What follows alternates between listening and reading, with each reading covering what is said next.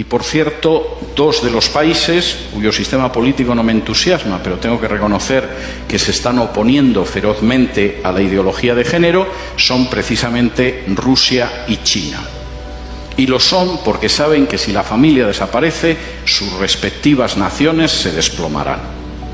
En una entrevista que pueden ustedes encontrar en YouTube, en la que el director de cine norteamericano Oliver Stone entrevista a Vladimir Putin, en uno de los fragmentos de una entrevista de 4 horas editada, le pregunta por la homosexualidad y le pregunta por cómo es posible que en Rusia no se pueda difundir la ideología de género en las escuelas y no se pueda hacer proselitismo homosexual.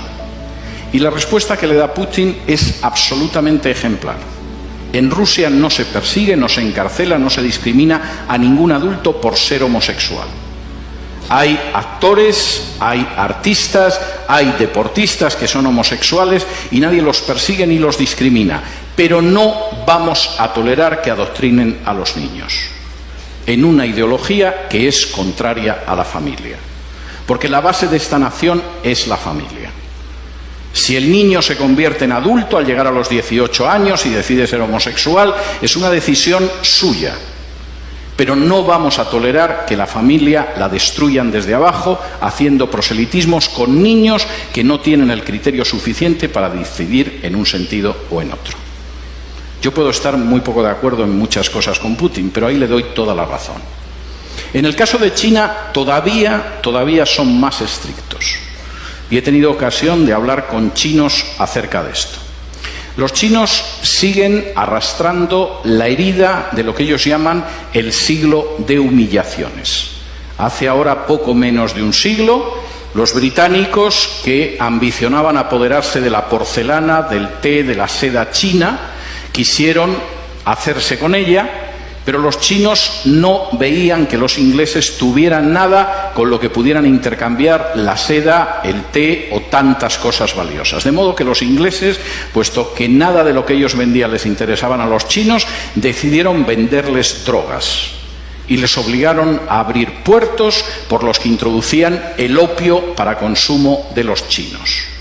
Los chinos se opusieron, la Marina británica era más poderosa, y después de perder 2 guerras no tuvieron más remedio que aceptar puertos extranjeros que introducían el veneno de la droga en China y que sumieron durante prácticamente un siglo a China en el mayor sometimiento y la mayor explotación a potencias extranjeras que había vivido en una historia milenaria. La visión de los chinos sobre la ideología de género es la misma.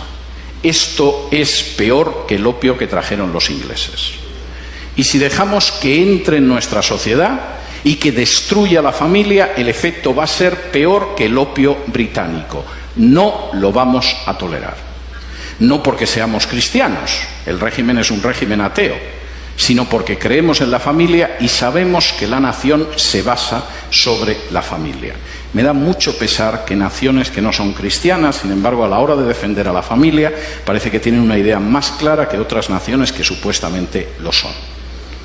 En quinto lugar, y esto es tremendo, la ideología de género es una bomba de relojería demográfica. No hay nación ni cultura que pueda sobrevivir con un crecimiento demográfico inferior al 2.5. Están ustedes ya por debajo del 2.5 en la República Dominicana. Hasta el 2.3, que es su tasa de crecimiento en estos momentos, tienen posibilidad de reacción. Todavía es reversible, quizá en una generación, un proceso de desplome demográfico. A partir del 2% no hay esperanza. Cualquier cultura, cualquier nación está condenada sí o sí. La ideología de género va a conseguir que Europa, la Europa que yo he conocido, desaparezca en una generación, quizá en menos. En España la tasa de crecimiento demográfica es del 1.1.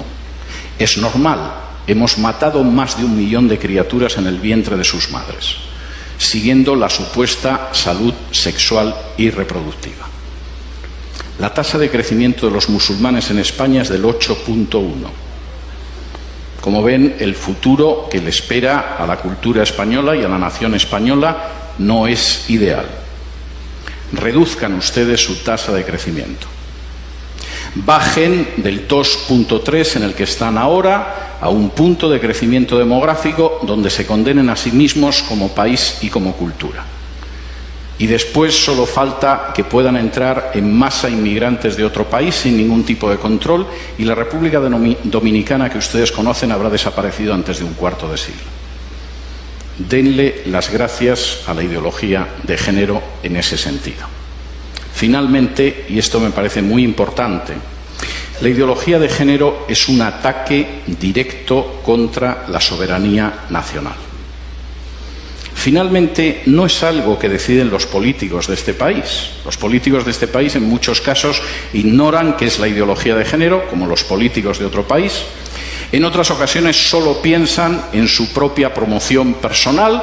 Un político sin apenas importancia puede acabar siendo ministra de la Mujer o ministro o secretario general de Políticas de Igualdad o cosas de este tipo. Les han asegurado la vida para los próximos 30 o 40 años engañando a la población. El problema es que eso significa el final de su soberanía y de su independencia nacional. La ideología de género se está imponiendo en países donde para poder recibir ayuda de instituciones internacionales, préstamos, renovación de créditos, se exige y se presiona a esos países para que admitan en su derecho interno la ideología de género. Y he tenido la posibilidad de hablar con dirigentes de países de Hispanoamérica y no de Hispanoamérica que tenían que confesar las angustiosas presiones que habían recibido de organizaciones ligadas a Naciones Unidas o al Departamento de Estado de Estados Unidos para admitir la ideología de género en su seno o enfrentarse con una situación difícil desde una perspectiva económica.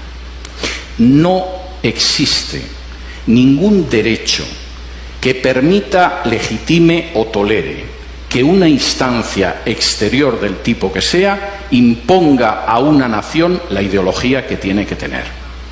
Por muy pequeña que pueda ser esa nación, por muy reducido que sea su peso en el concierto internacional, por muy joven incluso que pueda ser en términos históricos, no existe organización internacional, fundación privada o país extranjero que tenga derecho a imponerle la ideología de género.